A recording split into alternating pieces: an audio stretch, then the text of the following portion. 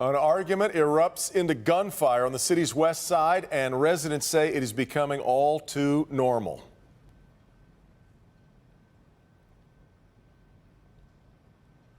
The death of 9-year-old Emma Hernandez in the city of Detroit rocked this region.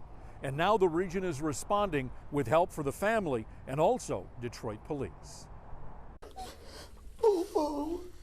A family relives the incredible heartache. Oh, I don't wish this pain on nobody. When a young father and volunteer is shot and killed trying to break up a bar fight. Off the top at 6 tonight, that family searching for justice, hoping someone can help them find the shooter. Santo Williams was an aspiring DJ and party promoter, but his life was cut short this summer during a fight in the parking lot of the Cartier Lounge on Detroit's east side. Coco McAvoy joins us live tonight. And Coco, I understand you have new information on a possible suspect. Yes, and as you mentioned, the shooting happened just a couple of months ago outside of the Cartier Lounge here on Meringue, and police have released photos of the suspect that they're looking for. We want to put those photos on your screen right now. Please take a good look at these pictures. This is the man that police are looking for in connection to the shooting death of Santo Williams, and his family is just devastated and pleading for any kind of help in his case. She been strong. The pain is written all over little Sinai's face. At just 5 years old, she's growing up without her dad, Santo Williams. I love you, Daddy. Her daddy was taken from her back in June. He was breaking up a fight in the parking lot of Cartier Lounge on Meringue when he was shot and killed. Okay, baby. It's okay, Sinai. Little Sinai wasn't able to finish her message, so her mother and Santo's wife, Antoinette Williams, did it for her. However long her daddy had to stay in heaven, that's how long the guy who murdered him should stay in jail. There's a whole family of broken people pleading for answers in Santo's death. This has tore my whole world upside down. He's my only son. Now gone from her and everyone else who loved Santo. This is heartbreaking. It is so hard for any mother to have to bury her child. The Williams family wants the person who did this to know they took away a loving brother, husband, son, friend, and father. And they just have one simple request. Just turn yourself in, please. I'm begging you, just turn yourself in. If anyone has any information about the shooting or you recognize the man in the photos, you're asked to call the Detroit Police Department, or you can call Crime Stoppers at 1-800-SPEAK-UP. It's 100% anonymous, and you'll be really helping this family. Back to you. And those photos seemed pretty clear, so hopefully someone will recognize that individual and hopefully lead to some closure in this case. Thank you, Coco. People in one West Side Detroit neighborhood say they are tired of hearing this. Someone had their camera rolling as an argument spilled into violence. Sean Lay standing by live with who was involved and how the residents there are reacting to it. Sean. We'll show everyone the video that we got, Devin, and the saying goes, the camera does not lie. That's a woman firing those shots. Neighbors on that block say these shootings, they happen all the time. They need to stop. Cell phone cameras roll on Detroit's west side. This is Indiana Street near Puritan, and it was clear to a neighbor something bad was about to go down. Hey, sister, these down here about to fight. A woman in an argument. She goes back into her home and retrieves a gun. And when a man began to drive off, she opens fire. It's always gunfire around here. Late at night, it's always gunfire, and this is a bad plot. Sarita Faustina says she had to take cover. There are kids up and down this block, and she says there is nonstop gunfire. They have arguments, and then all of a sudden you hear gunfire within seconds. We have to stay safe, and we only sit on the front porch. We don't sit in the backyard. Tonight, Detroit police tell us their preliminary information shows those shots were fired in the 17,500 block of Indiana at 4:45 yesterday afternoon. Police say it's unclear if anyone was hit. When police investigated, they went to the home the woman retreated back into, and a person there said they weren't aware of the shooting. Shell casings were recovered. Thankfully, no innocent bystanders or kids were hit by this hail of gunfire. The latest from Detroit police right now, no arrests have been made. They continue to investigate. Devin? Sean, people say shots are fired right in that specific area all the time? They say they hear arguments and then right away shots fired and then they call police. So it's a routine that they're getting into they wish would stop. Yeah, unfortunately, a routine. All right, Sean. All right, let's talk about our forecast, and we've got some serious weather that could be hitting parts of our area. After a pretty much perfect summer day, right? Now let's check in with Ben. Things could get a little rough tonight, and this is that line we're concerned with. And so far, we've seen one severe thunderstorm warning pop here north of Muskegon. That's that orange box. But there's a little tail of some activity that has developed here north of Lansing, and this is moving pretty fast through parts of Shiawassee County.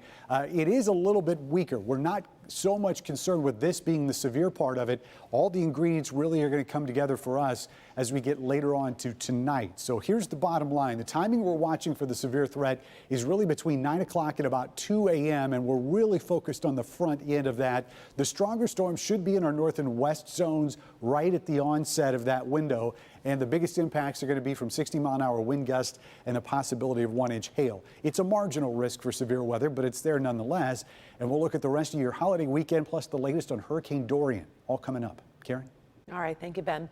A man convicted of raping a 12-year-old girl back in the early 1990s will remain behind bars. The Macomb County Court of Appeals denied parole for Richard McBrayer. Back in 1994, McBrayer was convicted of 2 counts of first-degree criminal sexual conduct for raping that 12-year-old girl. A judge sentenced him to 20 to 40 years in prison. McBrayer was released, though, from prison in 2016, but later returned behind bars after the victim saw him near her home. Search is on for a man who police say took out a gun and robbed a 22-year-old woman. Chesterfield Township police are looking for this man. They say he walked into the Claire's accessory store at the Waterside Marketplace, which is off 23 Mile Road. The woman told officers the man walked in, pulled out a gun, and demanded money, and then quickly took off. If you recognize this man, you're asked to call police. Learning from tragedy. 10 days after 9-year-old Emma Hernandez was killed by pit bulls, the city of Detroit received a new tool to prevent this from happening again. As Rob Maloney shows us, local businesses stepped up to help Detroit police and the Hernandez family. You could call this the alley of agonizing pain. It is where 9-year-old Emma Hernandez died, attacked, mauled by pit bulls. No one wants her to have died in vain, so the community is stepping up to help her family and also the city. Emma's sweet smile belies the terror she experienced in her far too early, tragic and needless death. Her father Armando was there for her last breaths, and the sight will haunt him always. It's a nightmare I live every day, but I try to be strong for my family. The city of Detroit and the region have decided it needs to be strong for him. Half a dozen businesses stepping up to donate to the family to prop it up in its hour of need. 411 Therapy CEO Hassan Fayed led the charge. You had people from Birmingham, Detroit, Dearborn, Southfield, Dearborn Heights that didn't even know. But the minute I shared the story and, I explained what was going on, everybody stepped up. They also stepped up for the Detroit Police Department. This is what's known as a dog stick, making it easier to control marauding animals. A first donation of a dozen of these to the 4th Precinct, where Emma died, should help. And Chief James Craig was most appreciative. It's not a day that's gone by since this horrible loss that we haven't talked about it. And just the outpouring of support has just been utterly remarkable. Thank you from the bottom of my heart. Now, here's the thing about the dog sticks. They've given a dozen to the 4th Precinct. That's just the start. The commitment is for at least 100 new of these dog sticks so that officers on the street have them at the ready. So if they have a stray dog or if they have a situation where there is an attack, they can get in there and try and solve it and stop it immediately. Right now, most of the dog sticks they have are either battered, bruised, broken, or perhaps don't even work. Back to you.